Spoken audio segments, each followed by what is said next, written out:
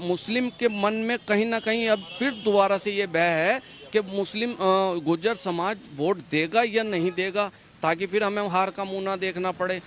नमस्कार, आप देख रहे हैं द फ्रंट न्यूज और मैं हूं आपके साथ आशीष तिवारी।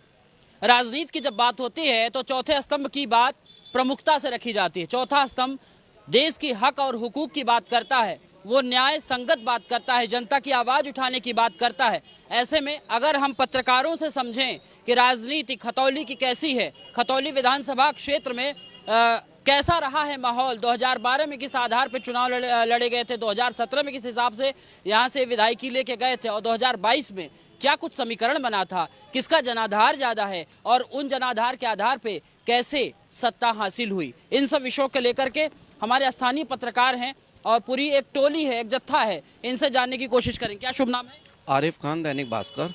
भास्कर से। जी सर। 2012 से अगर हम समझने की कोशिश करें खतौली को और खासतौर से विधानसभा क्षेत्र के आधार पे, तो क्या इसकी जमीनी हकीकत? देखिए, मैं 2012 के बाद की अगर आपको बात बताता हूँ, 2017 में जब यहाँ चुनाव हुआ था तो तब यहाँ पे चंदन सिंह चौहान जो गुर्जर समाज से आते हैं उन्हें टिकट दिया गया था। तो चंदन सिंह चौहान जो गुर्जर समाज से आते हैं उनका सारा फोकस जो है गुर्जर समाज पे रहा, लेकिन उन्हें गुर्जर समाज ने वोट नहीं दिया, जिस कारण वो हार गए और बीजेपी को विजयी मिली। वही कंडीशन 2019 के लोकसभा में आई। वहाँ पर भी चौधरी अजीत सिंह जो चुनाव हारे थे वो भी अपने समाज के ही वजह से हारे थे। और यही कंडीशन 2022 में राजपाल सैनी के सामने आई। राजपाल सैनी जो सैनी समाज में पूरा फोकस करके चुनाव लड़े, लेकिन सैनी समाज ने उन्हें एक बार फिर नकार दिया गया, तो भी यही कंडीशन आई कि उन्हें हार का मुंह देखना पड़ा। ऐसे में मुसलमान को कहीं ना कहीं चीज़ ये होती है कि हम इतना बम्पर वोट देने के बाद भी ये अपने समाज का वोट नहीं लाते और हमारे ऊपर चुनाव लड़ते हैं।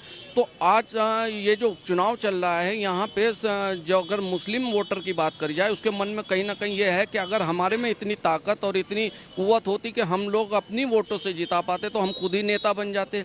अब जैसे ही मदन भैया आए हैं, मुस्लिम वोटर को कम रिझाने का और गुर्जर समाज पे ज़्यादा फोकस कर रहे हैं, जबकि मुस्लिम के मन में कहीं ना कहीं अब फिर दोबारा से ये भय है कि मुस्लिम गुर्जर समाज वोट देगा या नहीं देगा, ताकि फिर हमें हार का मुंह ना देखना पड़े।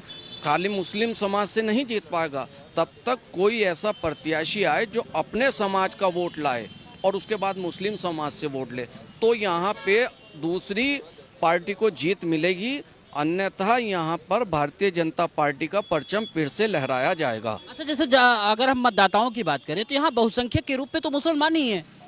नहीं, मुस्लिम लगभग 1 लाख वोटर गिना जाता है, 2 लाख में अदर सब आ जाते हैं। जैसे हमारा दलित समाज है उसमें 60,000 वोटें आ जाती हैं, जैसे गुर्जर समाज हैं लगभग 30 से 35,000, जाट समाज पे 30 से 35,000 वोटर, ये सब छोटी छोटी वोटें करके 2 lakh something total Hindu vote पड़ता है।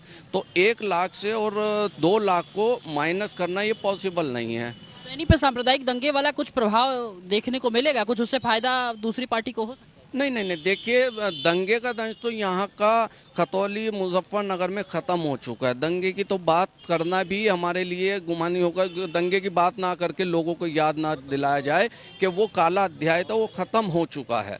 अब यहाँ पर दंगे का तो कोई जिक्र करना भी बेकार है, क्योंकि लोग अब दंगे की जो बात करता है उससे कहीं ना कहीं नाराज़ हो जाते हैं। दंगे का तो कोई मतलब ही नहीं है। अब सब लोग मिलजुल के काम कर रहे हैं, सब लोग मिलजुल के एक साथ हैं, अपने समाज में उठ रहे बैठ रहे हैं, एक दूसरे का काम कर रहे हैं, तो दंगे का तो अब यहाँ कोई प्रभाव नहीं रहा है। क्या शुभ नाम है, कौन सा अखबार? बिलाल अख्तर है जी मेरा नाम। अखबार है पश्चिमी प्रांत बुलेटिन, मुजफ्फरनगर से प्रकाशित है। क्या आप पूरे चुनाव को देखे हैं, 12 को देखे, 17 को देखे, 22 को देखे, उपचुनाव देख रहे हैं, समय बहुत कम बचा है, क्या लग रहा है कि कैसे क्या होगा और किसकी तरफ जनाधार बढ़?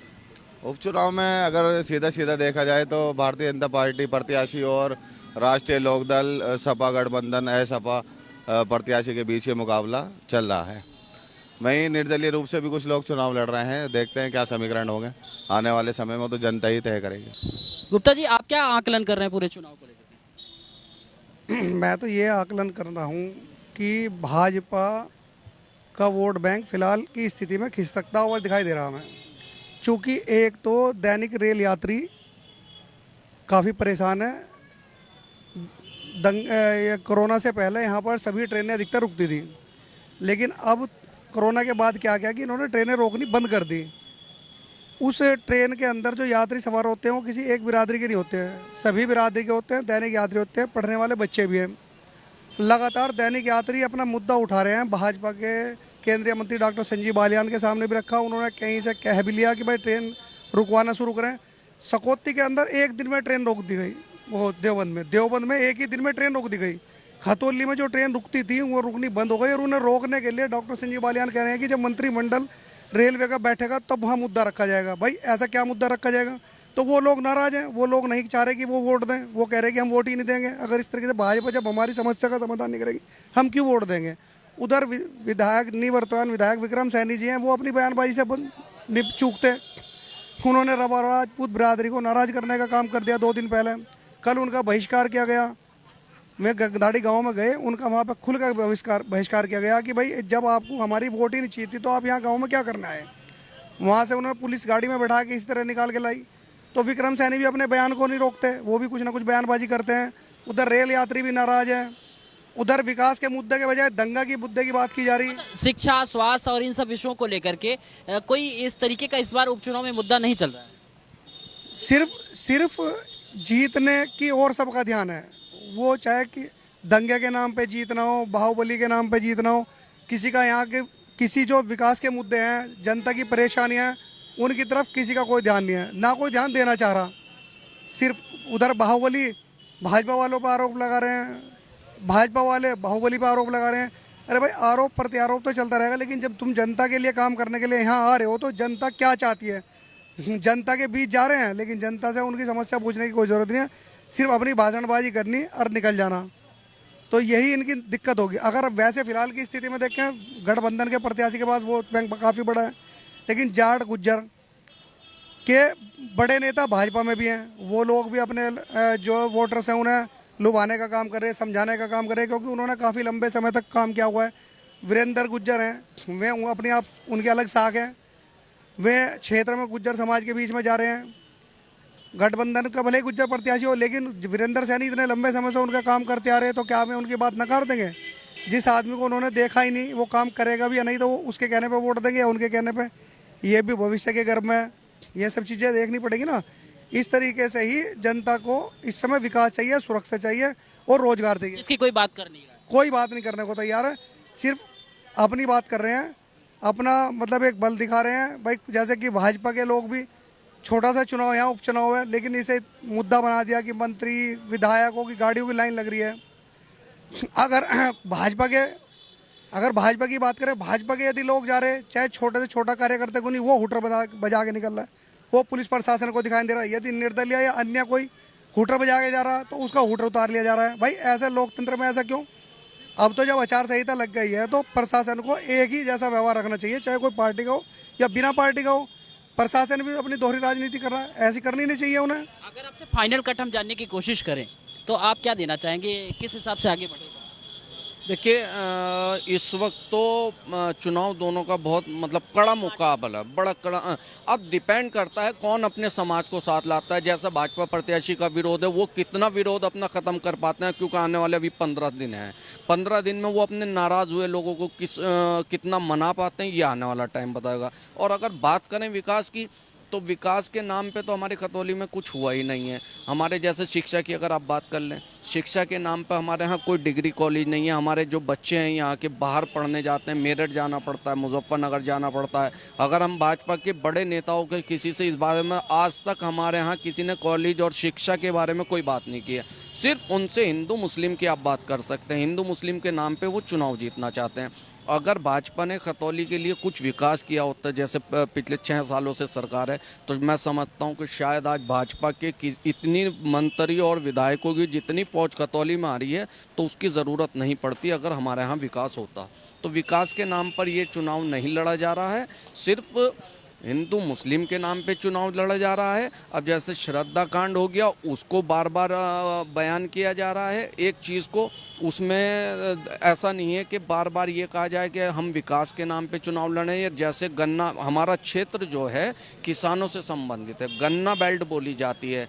गन्ने का मूल्य चौधरी जयंत सिंह बार बार हर सभा में कह रहे हैं कि सरकार ने गन्ने का मूल्य अभी तक घोषित नहीं, गन्ने का मूल्य घोषित। किसानों की उस बात पे कोई ध्यान नहीं दे रहा, गन्ने पे कोई बोलने को तैयार नहीं है। सड़कों के लिए प्रदेश के मुख्यमंत्री ने कहा था कि 6 महीने में गड्ढा मुक्त करा दिए। 6 साल हो गए हैं हमारी, आप खतौली की सड़कें देख सकते हैं। तो विकास की तो आप बात करें ही ना।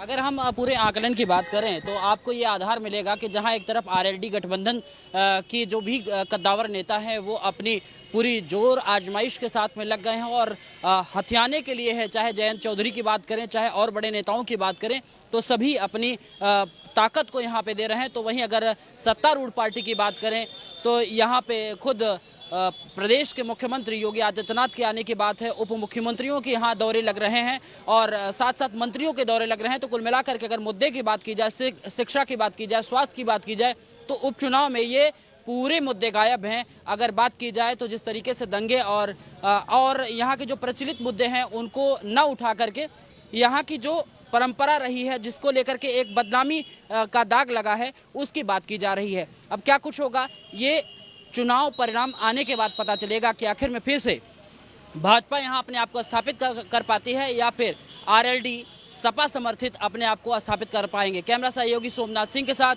आशीष Tiwari, the front news, Khatauli, Uttar Pradesh. The front news, please subscribe and press the bell icon.